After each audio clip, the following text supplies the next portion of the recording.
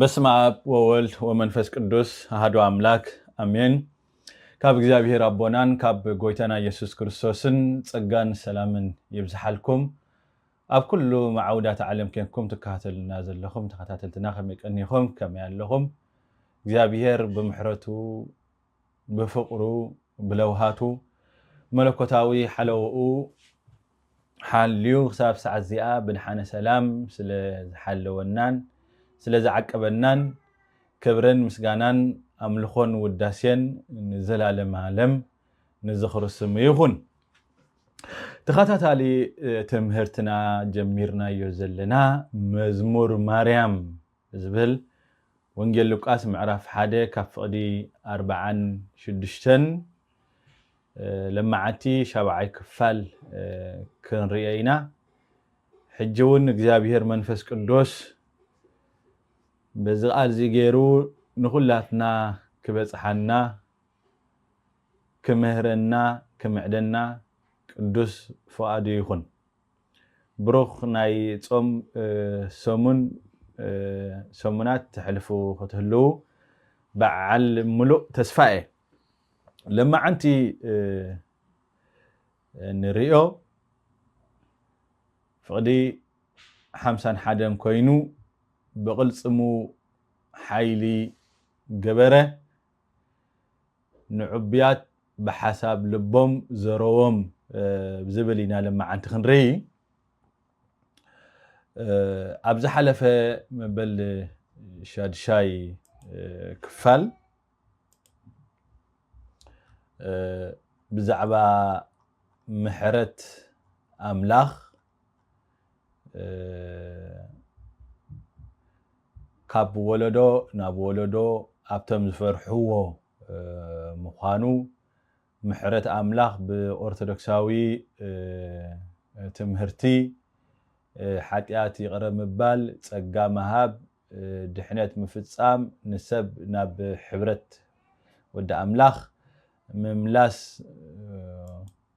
ዝብል ኣገዳሲ ዛዕባታት ርኢና نيرنا إنا مالتيو سلازي لما عنتخاء بقلصمو حيلي جبره نعبيات بحسب لبوم زروم ويدما بتنوم زبليو خون مالتيو قدس دنجل مريم كسعزي بزعبا محرت أملاخ ياتزمر مالتي عبز تقص زيقنا كالي قط وي بحري أملاخ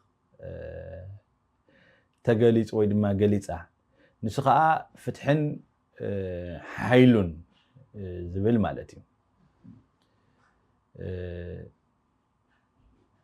እግዚአብሔር ዝምሕር ኣምላኽዩ ዝፈርድውን እዩ ማለት እዩ። ስለዚ ንሱ ንትሑታት የልዕል ንዑብያት ድማ የዋርድ። ንትሑታት ዘልዕል ኣምላኽ እዩ፣ ንዑብያት ዘዋርድ ኣምላኽ ድማ እውን እዩ ማለት እዩ። ስለዚ እዚ መዝሙር ማርያም መዝሙር ፍቅሪ ጥራሕ እውን ኣይኮነን ማለት እዩ። መዝሙር ፍትሒ እውን እዩ ማለት እዩ። መዝሙር ፍቅሪ ጥራሕ ዘይኮነስ መዝሙር ፍትሒ እውን እዩ ማለት እዩ። እግዚአብሔር ይመስገን። ብቅልጽሙ ሓይሊ ገበረ ኣብ መጽሓፍ ቅዱስ ቅልጽም እግዚአብሔር ተባሂሉ ኣብ ብዙሕ ጥቕስታት ኣብ መጽሓፍ ቅዱስና ኣለዩ። ቅልጽም እግዚአብሔር ክብል ከሎ ግን ኣካላዊ ቅልጽም ማለት ኣይኮነን ወይ ድማ ከም ናይ ሰብ ቅልጽም ማለት ኣይኮነን ከም ናይ ሰብ ቋንቋ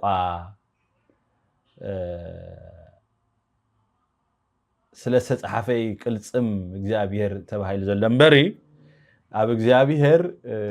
ቅልጽም ወይ ድማ እግዚአብሔር ከም ሰብ ቅርጽን መልክዕን ኣካልን የብሉን እግዚአብሔር ንዓና ብዝርዳእና ብሰብኣዊ ቋንቋ ስለ ዝተጻሕፈ እዩ ቅልጽም ተባሂሉ ዘሎ ስለዚ እዚ ቅልጽም ተባሂሉ ዘሎ ሓይልን ስራሕን ኣምላኽ ንምግላጽ እንጥቀመሉ ቃሊ ማለት እዩ ኣብዚ ብኸምኡ እዩ ተገሊጹ ዘሎ ስለዚ እግዚአብሔር ኣብያ ከንመሃራን ከነስተውዕላን ዝግባአና እግዚአብሔር ፈጺሙ ከም ሰብ መልክዕን ቅርጽን ዝበሃል የብሉን ማለት እዩ ቅልጽም ክበሃል ከሎ ነቲ ሓይሉን ስራሕ ኣምላኽን ንምግላጽ እንጥቀመሉ ቃሊ ማለት እግዚአብሔር መንፈስ እዩ ኣብ ብሉይ ኪዳን እስራኤል ካብ ግብጺ ብሓያል ኢድን ብዝርግሕቲ ቅልጽምን እግዚአብሔር ከም ዘውጽኦ ኣብ ዘዳግም ምዕራፍ 4:34 ይገልጽ ማለት ስለዚ ኣብዚ ድንግል ማርያም እቲ ብሉይ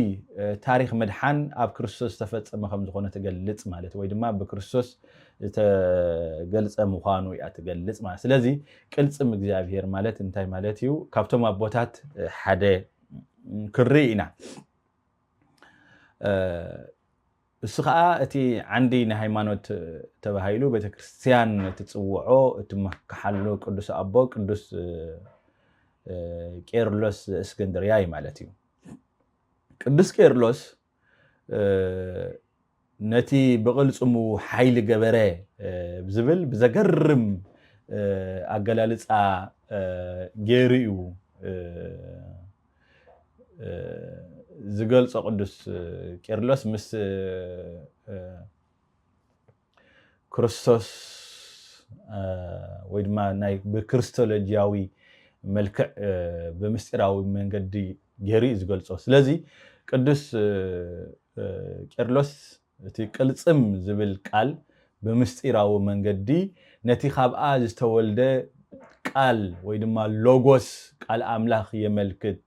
ይብል ማለት እዩ እቲዮም ትዕቢተኛታት ማለታ ድማ ብትዕቢት ምስ ምራሒኦም ዝወደቁ ኩፋኣት ኣጋንንቲ እዮም ከምኡን ነቶም እቲ ዝስበኽ ቃል ኣምላኽ ወይ ድማ ዝተሰብከ ቃል ኣምላኽ ወይ ድማ ወንጌል ዕሽነት ኮይኖም ምቕባል ዝኣበዩ ጥበበኛታት ግሪኽ ከምኡን ነቶም ከኣምኑ ዘይከኣሉ ምእማን ዝኣበዩ ወይ ድማ ዘይደለዩ ብዛዕባ ቃል ኣምላኽ ብዘይግባእ ሓሳባቶም ዝተበታተኑ ኣይሁድውን የመልክት ይብል ማለት እዩ ንሓያላት ካብ ዙፋን ኣውረዶም ካብ ዙፋናቶም ኣውረዶም ድማ ነቶም ኣብ ጽቡቕ መናብር ክቕመጡ ዝደልዩን ክብሪ ዝፈትውን ጸሓፍትን ፈሪሳውያንን የመልክት ይብል ቅዱስ ቄርሎስ ብዝያዳ ግን ካይብል ብዝያዳ ግን ትርጉሙ ነቶም ኩፋኣት ኣጋንንቲ ይብል ማለት እዩ እቲ ትርጉሙ ንዕብያት ሓሳባት ልቦም በተኖም ዝብል ንሳቶም ኣብ ልዕሊ ዓለም ግዛኣት ከም ዘለዎም ወይ ድማ ንሰባት ይገዝኡ ከም ዝነበሩ ብኡ ድማ ይምክሑ ከም ዝነበሩ ስለዚ ጎይታና ኢየሱስ ክርስቶስ በመምጽኡ እንታይ ገበሮም ፋሕ ኣበሎም ማለት ይበተኖም ነቶም ዝተማረኹ ነቶም ኣብ ትሕቲ ምርኮ ናይቶም ኩፋኣት ሰራዊት ወይ ድማ ኩፋኣት ኣጋንንቲ ዝነበሩ ሰባት ድማ ካብ ግዝኣቶም ኣውጽኡ ናብ ናቱ ግዝኣት ከም ዘሰጋገሮም ከም ዘፍለሶም ይገልጽ ማለት እዩ ስለዚ እዚ ቅድስት ድንግል ማርያም ዝተነበየቶ ትንቢት ዝዳ ተፈጽሞ ማለት እዩ ስለዚ ዝያዳ ነቶም ተጻረርቲ ኩፋኣት መናብስቲ ዘመልክት እዩ ማለት እዩ ስለዚ ጎይታና ኢየሱስ ክርስቶስ ንዓቶም በመምጽኡ በመግሃዱ ከም ዝሰገጎም ከም ዘባረሮም ከም ዝኣሰሮም ነቶም ኣብ ትሕቲ ናቶም ግዝኣት ዝነበሩ ድማ ፈቲሑ ናብ ተኣዛዝነቱን ግዝኣቱን ከም ዝመለሶም የዝገልጽ ቅዱስ ቄርሎስ ጥልቅ ብዝበለ ናብቲ ሓሳቡ ምስናኣቱ ብቅልጽሙ ሓይሊ ገበረ ዝብል እቲ ቅልጽም ከም ተቀዲምና ዝብልናዮ እዚ እቲ ኣዝዩ ኣገዳሲ ክፋል ናይ ቅዱስ ቄርሎስ ትርጓሜ ማለት እዩ ክርስቶስ ምዃኑ ማለት እዩ ብምስጢራዊ መንገዲ ነቲ ካብኣ ዝተወልደ ክርስቶስ ወይ ድማ ቃል ኣምላኽ ወይ ሎጎስ ምዃኑ ስለዚ ብቅልጽሙ ሓይሊ ገበረ ክብል ከሎ ብክርስቶስ ሓይሊ ገበረ ዝብል እቲ ዝዓበ ክርስቶሎጂያዊ ትርጉም ኣለዎ ማለት ስለዚ ቅልጽም እግዚአብሔር ክብል ከሎ ኣምላኽ ከም ሰብ ስጋዊ ቅርጽ ይሃልዮ ማለት ዘይኮነስ ኣብዚ ሓይሊ ስልጣንን ናይ ድሕነት ተግባርን ኣምላኽ ዘመልክት ምሳሌያዊ ቃል እዩ ማለት እዩ ስለዚ ከም ዝበልናዮ ቃል ኣምላኽ ኢሉ ዝትርጉሞ ወይ ድማ ወልድ ኢሉ ዝትርጉሞ ቅዱስ ቄርሎስ ስለዚ ቅድስት ድንግል ማርያም ብቅልጽሙ ሓይሊ ገበረ ክትብል ኮላ ኣምላኽ ብወዱ ሓይሊ ወይ ድማ ሓይሉ ገለጸ ሓይሊ ገበረ ዝብል ምስጢር ይርከቦ ማለት እዩ ስለዚ ቅድስት ድንግል ማርያም ብቅልጽሙ ሓይሊ ገበረ ክትብል ኮላ እግዚአብሔር ኣምላኽ ወይ ድማ እግዚአብሔር ኣቦ ብወዱ ብኢየሱስ ክርስቶስ ገይሩ ሓይሊ ገበረ መድሓን ገለጸ እያ ትብል ዘላ ማለት እዩ ቅዱስ ቄርሎስ ዘገርም ነገር ዘቦቕ ነገር ኣብዚ ዝገልጾ እቲ ካብኣ ዝተወልደ ጥራይ ኣይበለን ብጣዕሚ እቶም ኣቦታት ክትርጉሙ ከለዉ ጽቡቕ ገይሮም እዮም ብምስትዕዓል ብምጥንቃቕ እዮም ዝትርጉሙማ ስለዚ እቲ ካብኣ ዝተወልደ ጥራሕ ኣይበለን ማለት እዩ እቲ ካብኣ ዝተወልደ ቃል ዝብል ኣካላዊ ቃል ማለት እዩ ወይ ድማ በቲ ኣዝዩ ዝገልጾ ቃል ሎጎስ ማለት እዩ ስለዚ እዚ ምስ ትምህርቱ ብዛዕባ ስጋዊ ቃል ኣዝዩ ዝሰማማዕ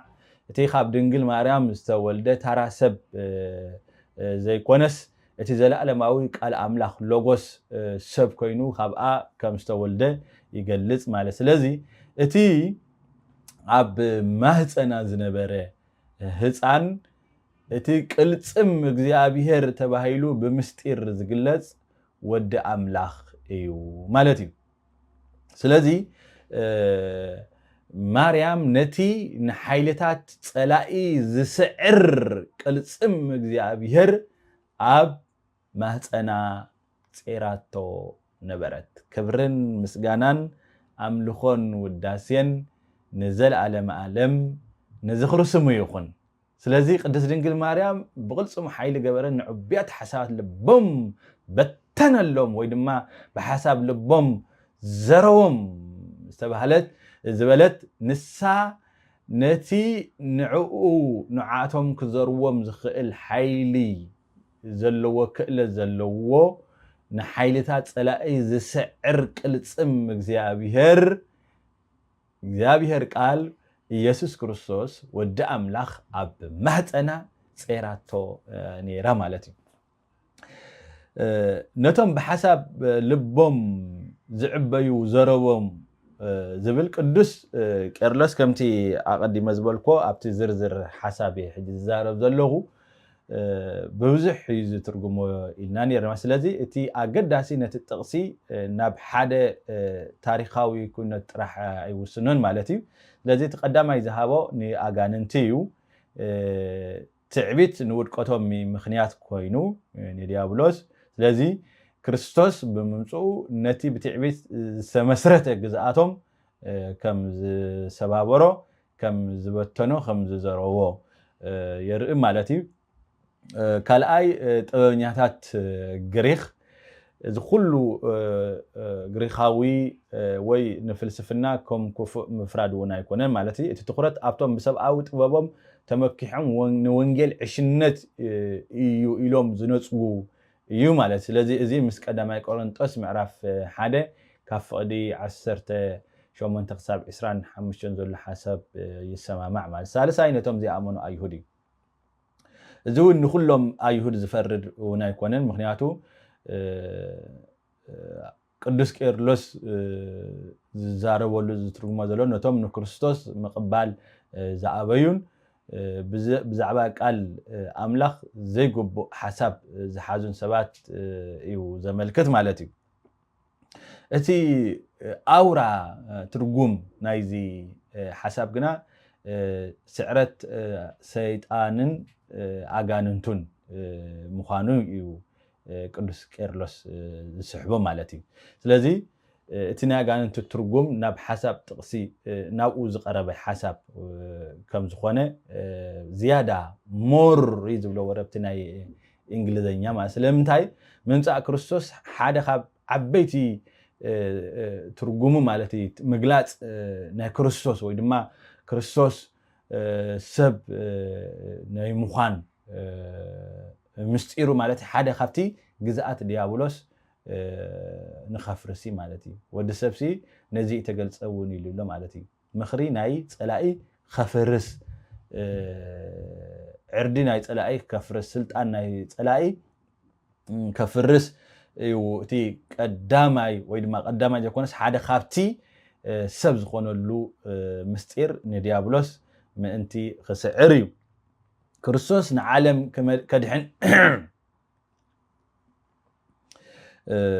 ከድሕን ከሎ ንዓለም ከድሕን ክመጽእ ከሎ ንሰይጣን ጥራሕ ይሰዓሮ እንታይ ደኣ ነቶም ኣብ ትሕቲ ግዛኣቱ ዝነበረ ወዲ ሰብ እውን እንታይ ገይርዎ እዩ ፈቲሕዎ እዩ ወይ ድማ ካብቲ ናይ ዲያብሎስ ግዛኣት ናብ ሓርነቱ ኣሰጋጊርዎ እዩ ማለት እዩ ነቶም ኣብ ትሕቲ ምርኮ ዝነበሩ ሰባት ካብ ምርኮ ዲያብሎስ ኣውፂኡ ናብ ተኣዛዝነቱ ናብ ሓርነት ናብ ናጽነት ክርስቶስ ኣሰጋጊርዎም እዩ ማለት እዩ እዚ ድማ ምስ ቆሎሴ ምዕራፍ 1 ፍቕዲ 13 ዘሎ ይመሳሰል ካብ ስልጣን ጸልማት ኣውፂኡ ናብ መንግስቲ ፍቁር ወዱ ኣሰጋገረና ከም ዝበለ ቅዱስ ጳውሎስ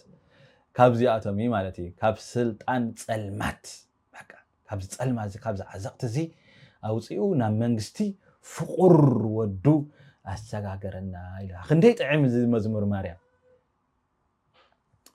ፋሕ ኣበሎም ወይ ድማ ዘረዎም ዝብል ከንታይ እዩ እዚ ብጂኦግራፋዊ መልክዕ ምብታን ኣይኮነ ማለት እዩ እንታይ ማለት እዩ ፋሕ ኣበሎም ብሓሳብ ልቦም ዘረዎም በታተኖም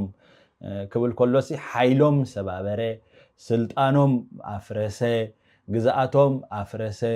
ነቶም ዝማርኽዎም ድማ ፈትሐ ማለት እዩ እምበር ኣብ ሓደ እኩብ ውስን ቦታ ነይሮምሲ በቃ ናብ ዝተፈላለየ ምዕራብን ምብራቅን ሰሜንን ደቡብን ፋሕ ኣበሎም ማለት ኣይኮነ እንታይ ደኣ ነቲ ዝነበሮም ሓይሊ እንታይ ገበረ ኣድከመ ሰባበረ ሕጂ ኣብዚ ዘመን እዚ ከምቲ ኣብ ብሉይ ኪዳን ዲያብሎስ ንሰይጣን ሰባት ዝኣስሮም ዝነበረ ዝሕይሎም ዝነበረ ሎሚ ከምኡ ኣይኮነን ማለት እዩ ምክንያቱ ክርስቶስ ብደሙ ብስጋዊኡ ብምድሓኑ ብተበጃውነቱ ንሰብ እንታይ ገይርዎ እዩ ማለት እዩ ናፃ ኣውፂዎ እዩ ውሉድ ኣምላኽ ገይርዎ እዩ ማለት ስለዚ ኣብ ልዕሊ ዲያብሎስ ኣብ ልዕሊ ኣጋንንቲ ስልጣንን ሓይልን ኣለና ማለት ስለዚ ብሓሳብ ፋሕ ኣበሎም ዘረዎም ክብል ከሎ ሓይሎም ኣድከመ ስልጣኖም ኣፍረሰ ግዛኣቶም ኣፍረሰ ነቶም ዝማርኽዎም ድማ فتحي مالت ازي اتي ناي كريستوس عوتي مالتي سلازي ماغنيفيكات مزمور مريم مسغانات راح زي كونس مزمور عوتون ايو مالتي تعبيت ناي سيطان منقديو تحتنا دما ناي مريم منقدي ايو عبزي كنرئي مالتي قدمي زيا بقلصمو حيل قبرين نعبيات دما حساب لبوم بتنوم ويدما بحساب لبوم زروم فحبلهم زبل قدس دنجل مريم قدما انت عيلا تحتنا باريو ريو يايلا مالتي تحتنا باريو ريو يايلا سلازي دحرو تحتنا باريو مسبلت نعبيات بحساب لبوم بتنوم ويدما نتوم زعبيو زروم فحبلهم يا تبل قدس دنجل مريم سلازي ابزيت اتي من نصارو شيطان بتعبيت ودقه دنجل مريم دما بتحتنا كبري رخبت ابز حلفه صبو غيرنا تزاريمنا انا بزعبا زي مالت سلازي اتي تعبيتنيا انا يبل اتي تحت غنا مريم غنا من تبل እግዚአብሔር مسكن اتعبوي انا يبل بانነት ዝተخبن استبعتني ማለት اتتحت كم مريم زخونه دما እግዚአብሔር يبل مالتي اتي تعبتኛ نرئسو خعبي دلي مريم غنا نفسي نግዚአብሔር تعبيو تبل ማለት ازي ስለዚህ እቲ መሰረታዊ ፍልሊ ማለት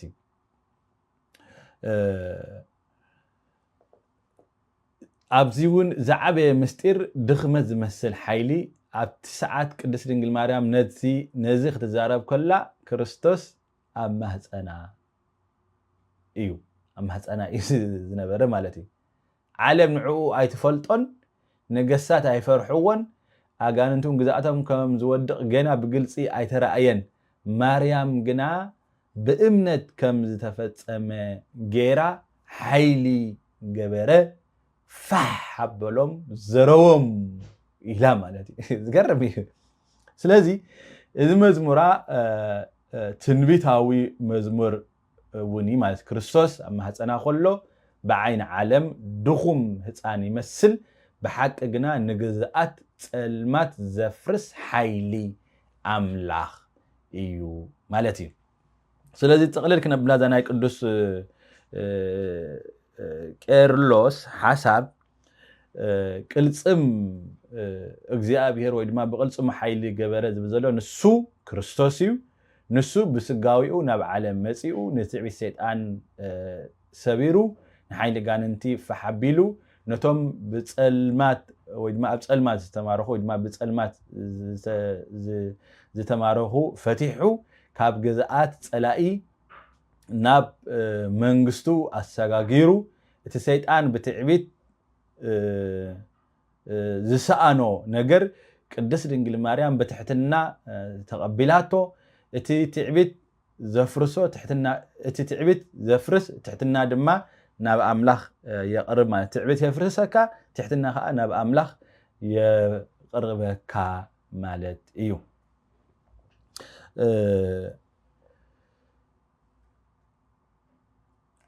ካልውን ካብቶም ቦታት አምላኽ ነቲ ኣብ ውሽጢ ልቢ ዝተሓበአ ትዕቢት ይፈርዶ ሰብ ብደገ ትሕት ኮይኑ ክመስል ይኽእል እዩ ልቡ ግና ዕቡይ እንተኮይኑ እግዚአብሔር ይፈልጦ እዩ ማለት ስለዚ ንዓና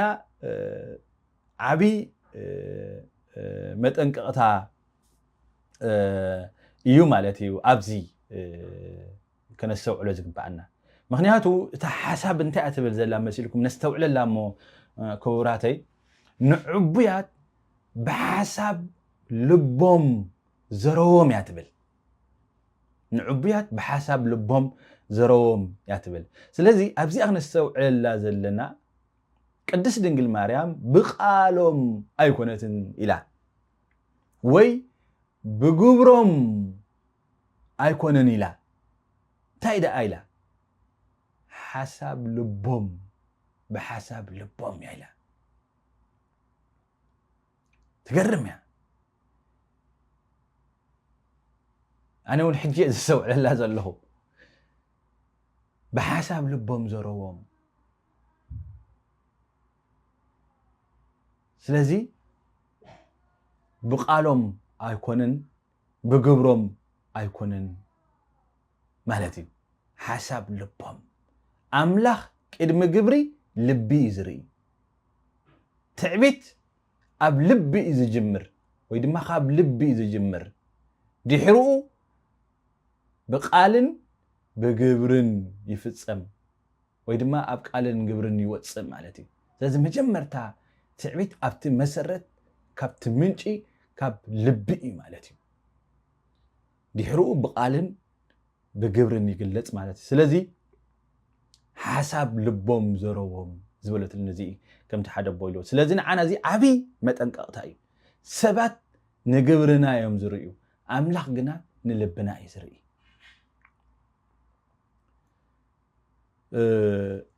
زي زروهم زبل قال أب بوليكدانا بوزح اللو مالت إجزابير نعبيات كم زفرد حسابهم وطنهم سلطانهم إجزابير تايجبر يبتاتن فح يبلو إجزابير كم زي عايز يصورنا أبوليك أنا بزح له جنب بابيل حسابهم زبتنا إجزابير فرعون نابوكودنصر هيرودس تفصيمو أبزياتهم تفصيمو إنا نريو مالتي سلازي تعبيت نسب كاب أملاخ تفليو سلازي أملاخ نعبيات يبتاتنهم يزروهم مخنياتو بتعبيتهم بعلم كاباتهم كاو سلازي تفلي مالتي بتعبيتهم كاو سلازي تفلي مالتي እግዚአብሔር ዘይኮነ ዝፈልዮም ዘሎስ تعبيتهم ዝፈልዮም ዘሎስ ስለዚህ ብዙሕ ግዜ ሰባት ኣምላኽ ቀጽዕኒ ይብሉ ማቲ ኣብ ብዙሕ ጉዳያት ግና تعبيت بعلاء كاب أملاخ تفلينا تعبيت بعلاء كاب أملاخ تفلينا እግዚአብሔር أيرحقني بكدي أيرحقني እግዚአብሔር لب عبوي ግና ጸግኡ ኣይቅበልኒ لب عبوي ጸጋ እግዚአብሔር ኣይቅበልኒ تعبيتن تحتنان أب مزمور مريم كلت منجدي اللو مالتي اتحادة منجدي تحتنا منجدي دنجل مريم كم اون إلسابيت كم اون يوحنس متمق مالتي اتخالى اي منجدي دما منجدي تعبيتي فرعون هيرودس كلهم من أملاخ زقاوم اتتحت يلعل اتعبوي يوارد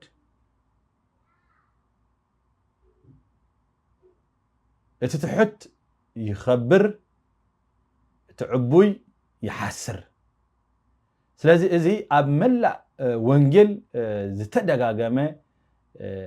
حقي يو مالتي تعبيت سر كله طفات ايو مالتي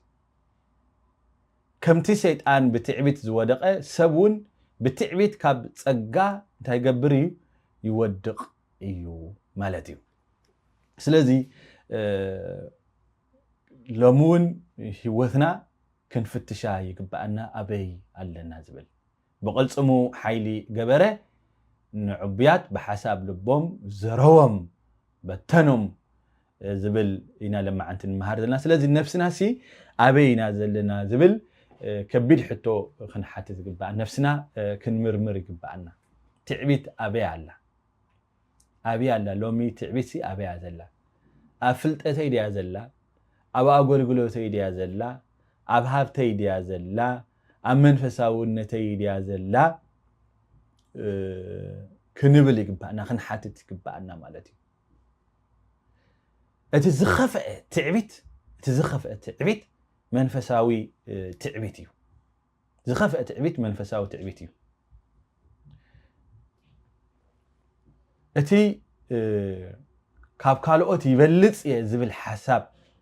ንልቢ እንታይ ገብራ የጥፍእ ንልቢ የጥፍእ ድንግል ማርያም ግና ከምኡ ኣይበለትን ድንግል ማርያም ከምኡ ይበለትን እንታይ ኢዳ ኣላ ኢላ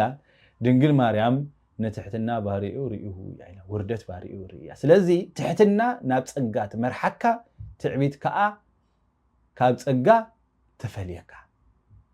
ትሕትና ናብ ጸጋ ትመርሐካ ትዕቢት ግና ካብ ጸጋ ተፈልየካ ማለት ስለዚ